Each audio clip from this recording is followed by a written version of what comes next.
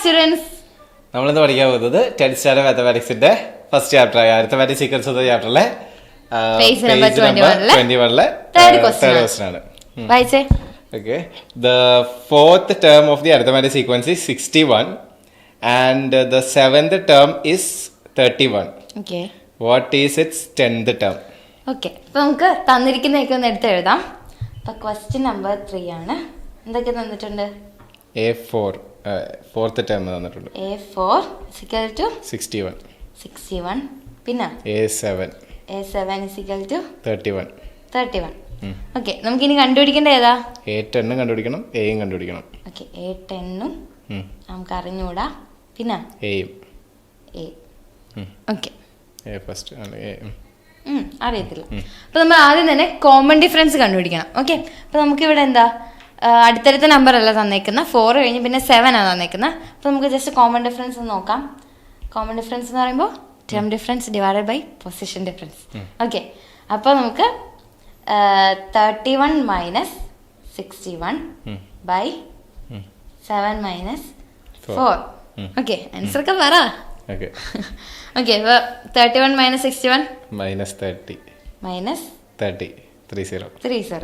Okay, ഇത് by 3. ഇപ്പം എന്ത് കിട്ടും?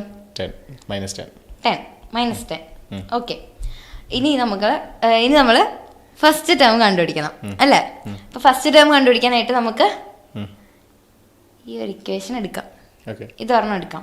ഓക്കെ, മറ്റേ നമ്മൾ പഠിച്ച n is equal to a plus n minus 1 into d -1 into d. അപ്പൊ നമുക്ക് ഇതൊന്ന് സോൾവ് ചെയ്യാം. A4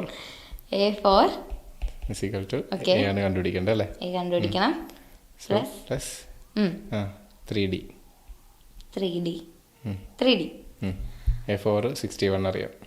A4 എന്ന് പറയുമ്പോൾ 61 ആയിട്ട് അറിയാം. ഓക്കെ, ഇപ്പൊ 61 ആണ് നമുക്കറിയാം.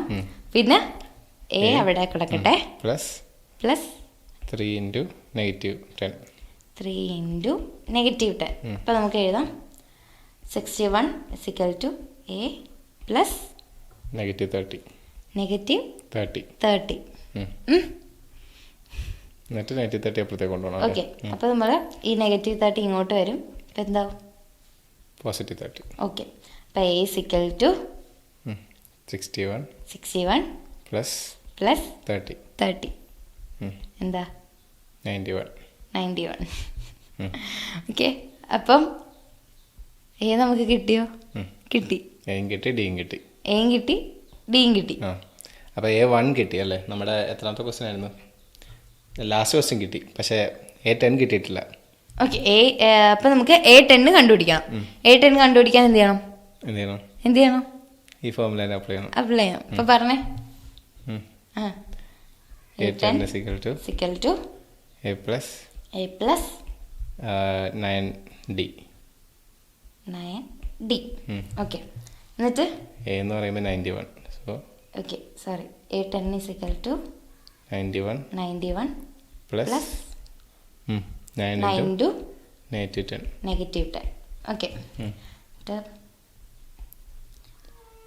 91 plus 9 into -10 -90. അപ്പം പറ. മൈനസ് ചെയ്യുമ്പോഴത്തേക്കും 1 കിട്ടും. ഓക്കെ, 1 കിട്ടും. അപ്പോൾ A10 എന്ന് പറയുമ്പോൾ 1. ഇത്രേ ഉള്ളൂ. പക്ഷേ നമുക്ക് മറ്റേ മെത്തേഡ്സും കൂടെ ഒന്നുകൂടെ ട്രൈ ചെയ്ത് നോക്കാം അല്ലേ? സെറ്റായിട്ട് പഠിപ്പിച്ചല്ലേ? സെറ്റ് ടീച്ചർ വലിയ ടീച്ചറായി. ഓക്കെ, അപ്പോൾ നമുക്ക് മറ്റേ മെത്തേഡ് നോക്കാം. മറ്റേ മെത്തേഡ് എങ്ങനെയായിരുന്നടാ? നമുക്ക് റിപ്പീറ്റായിട്ട് അല്ലേ ഒന്നുകൂടെ ഞാൻ പറയുവാണ്. നിങ്ങൾക്ക് ഇവിടെ വരെ മതിയെങ്കിൽ നിർത്തുക, അല്ലെങ്കിൽ ഈ മെത്തേഡും കൂടെ പഠിക്കണമെങ്കിൽ ഒന്നുകൂടെ ഫോളോ ചെയ്യുക. എങ്ങനെ വരും ഇവിടെ? A4 അല്ലേ? So A4 is equal to a plus 3d ആണ്.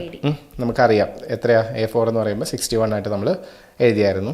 പിന്നെ A7 ആണ് നമുക്ക് തന്നേക്കുന്നത്. അപ്പോൾ നമുക്ക് ഇങ്ങനെ എഴുതാം a plus 6d is equal to 31. നമ്മൾ എന്ത് ചെയ്യുന്നു? ഡയറക്റ്റ് മൈനസ് ചെയ്യുന്നു. അപ്പം ഈ മെത്തേഡ്സ് തന്നെ എല്ലാം സെയിം ആണ്. ഓക്കെ, ഇത് രണ്ടും കട്ടായി പോകുന്നു അല്ലേ? ഇത് മൈനസ് ചെയ്യുമ്പോഴത്തേക്കും നമുക്ക് അല്ലേ ഇവിടെ മേളിൽ മൈനസ് ഇട്ട് കൊടുത്താൽ നമുക്ക് എന്ത് കിട്ടും? 3d is equal to എന്ത് കിട്ടും? -30 കിട്ടും അല്ലേ. അപ്പോൾ ഡി എന്ന് പറയുമ്പോൾ തന്നെ നമുക്ക് കിട്ടി -30/3. അത് കഴിയാൻ നേരത്തെ നമുക്ക് എന്ത് ചെയ്യാം, ഈ വാല്യൂ അല്ലേ, സെയിം വാല്യൂ -10 കിട്ടി.